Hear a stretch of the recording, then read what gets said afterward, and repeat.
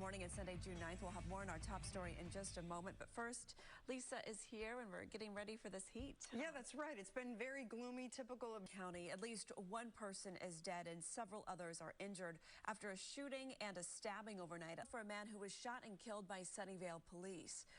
And a memorial is growing in San Francisco's Dolores Park days after a teenager was shot to death. Loved it. All right, let's check on conditions outside. Celebration in San Francisco yesterday, and now you can see it. A vibrant symbol of pride is shining bright up on Twin Peaks. ABC 7 News reporter Cornell Bernard shows us the record number of volunteers behind the city's 29th annual Pink Triangle. Bay Area. The VTA and South Bay leaders are celebrating a new phase of a major transportation improvement project. Just in time for all those summer vacation plans, a major path into Yosemite National Park will reopen tomorrow.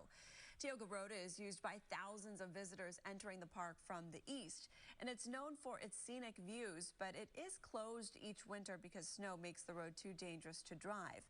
All other entrances to the park are open year-round. And Lisa is tracking the forecast for what you can expect. We're bracing for the heat, midweek, right? But yes. Nicer today. Yeah. A unique art exhibit is in full bloom at San Francisco's de Young Museum. This is the 40th year of the Bouquets to Art installation. ABC 7 News reporter Leanne Melendez looks at the artistic arrangements on display. So beautiful. Well, today is the last day you can visit Bouquets to Art at the de Young Museum right here in San Francisco. Tickets are still available online on the Fine Arts Museums of San Francisco website.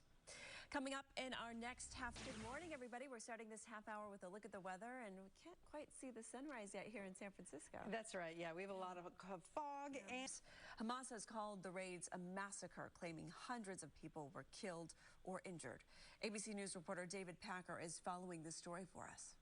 Coming up at 8 a.m. on ABC 7, a look at what a second term would look like under the Biden administration compared to a Trump administration.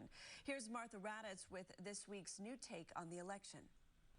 A Southern California police department is facing scrutiny after a security video surfaced appearing to show officers dumping an unhoused man on a sidewalk. Well, just won its fight for a bench trial in its antitrust case. Kia has recalled more than 460,000 of its Telluride SUVs. All right, let's check in with Lisa. How's it looking out there? A fitness festival and expo at the Marina Green here in San Francisco. Now, the triathlon includes an 18-mile bike ride, an 8-mile run through the trails of the Golden Gate Recreational Area, and the 1.5-mile swim from Alcatraz to the shores of the St. Francis Yacht Club. On the diamond, the Giants are hoping to sweep their series today against former manager Bruce Bochy and the Rangers. Here's ABC 7 News reporter J.R. Stone. As California struggles with the ongoing effects of wildfires, researchers at Stanford are uncovering some long-term threats that could impact our health. Well, today, one of the world's most beloved characters, Donald Duck, is celebrating a major milestone, his 90th birthday. Tony Cabrera reports on a memorable 9 decades with Donald.